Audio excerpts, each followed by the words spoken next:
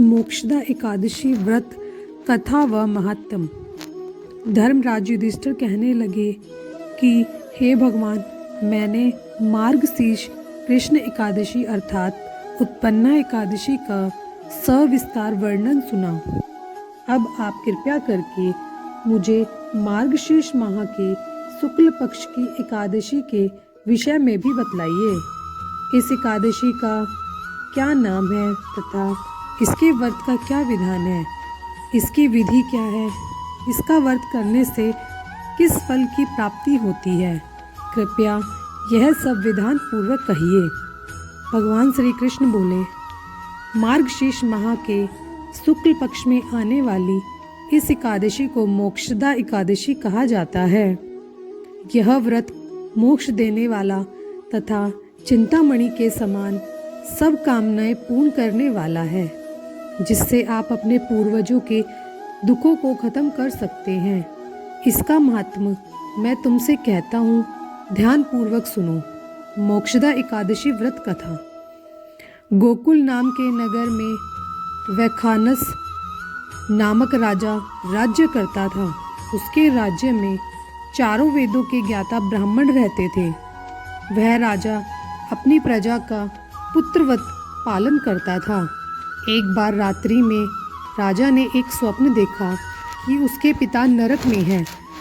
उसे बड़ा आश्चर्य हुआ। प्रातः वह विद्वान ब्राह्मणों के पास गया और अपना स्वप्न सुनाया।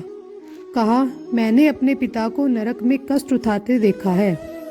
उन्होंने मुझसे कहा है, हे पुत्र, मैं नरक में पड़ा हूँ, यहाँ से तुम मुझे मुक्त कराओ। जब से मैंने ये वचन सुने हैं तब से मैं बहुत बेचैन हूँ। चित्त में बड़ी अशांति हो रही है। मुझे इस राज्य, धन, पुत्र, स्त्री, हाथी, घोड़े आदि में कुछ भी सुख प्रतीत नहीं होता। क्या करूँ? राजा ने कहा, हे ब्राह्मण, देवताओं, इस दुख के कारण मेरा सारा शरीर जल रहा है। अब आप कृपया करके कोई तप, दान, व्रत आदि ऐसा उपाय बतलाइए जिससे मेरे पिता को मुक्ति मिल जाए। उस पुत्र का जीवन व्यर्थ है जो अपने माता पिता का उद्धार न कर सके। एक उत्तम पुत्र को अपने माता पिता तथा पूर्वजों का उद्धार करता है। वह 1000 मूर्ख पुत्रों से अच्छा है। जैसे एक चंद्रमा सारे जगत में प्रकाश कर देता है, परंतु हजारों तारे नहीं कर सकते। ब्राह्मणों ने कहा, हे राजन, यहाँ पास ही भूत, भविष्य, वर्तमान के ज्ञाता पर्वत ऋषि का आश्रम है। आपकी समस्या का हल वे जरूर करेंगे। ऐसा सुनकर राजा मुनि के आश्रम पर चले गए। उस आश्रम में अनेक शांत चित्त योगी और मुनि तपस्या कर रहे थे। उसी जगह पर्वत मुनि बैठे थे।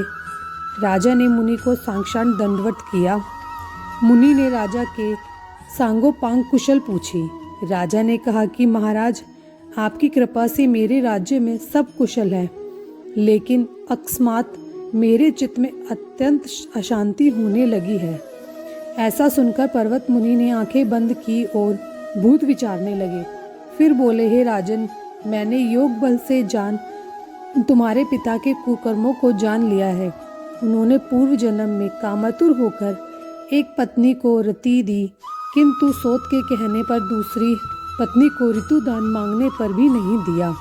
उसी पाप कर्म के कारण तुम्हारे पिता को नरक में जाना पड़ा। जब राजा ने कहा, इसका कोई उपाय बतलाइए, मुनि बोले, हे राजन, आप मार्गशीर्ष एकादशी का उपवास करें और उस उपवास के पुण्य को अपने पिता को संकल्प कर दें। इसके प्रभाव से आपके पिता को अवश्य नरक से मुक्ति होगी। मनुष्य मुनि के ये वचन सुनकर राजा महल में आया और मुनि के कहे अनुसार कुटुंब सहित मोक्षदा एकादशी का व्रत किया। इसके उपवास का पुण्य अपने पिता को अर्पण कर दिया। इसके प्रभाव से उसके पिता को मुक्ति मिल गई और स्वर्ग में जाते हुए वे पुत्र से कहने लगे, हे पुत्र, तेरा कल्याण हो। यह कहकर स्वर्ग चले गए। मार्गशीर्ष मास की शुक्ल पक्ष की मोक्षदा एकादशी को जो व्रत करते हैं उनके समस्त पाप नष्ट हो जाते हैं। इस व्रत से बढ़कर मोक्ष देने वाला और कोई व्रत नहीं है। इस दिन गीता जयंती मनाई जाती है। साथ ही यह धनुर्मास की एकादशी कहलाती है। अतः इस एकादशी का महत्व कई गुना और भी बढ़ जाता है। इस दिन से गीता पाठ का अनुष्ठान प्रारंभ करें तथा प्रतिदिन थोड़ी देर गीता अवश्य पढ़ें। बोलो एकादशी माता की जय।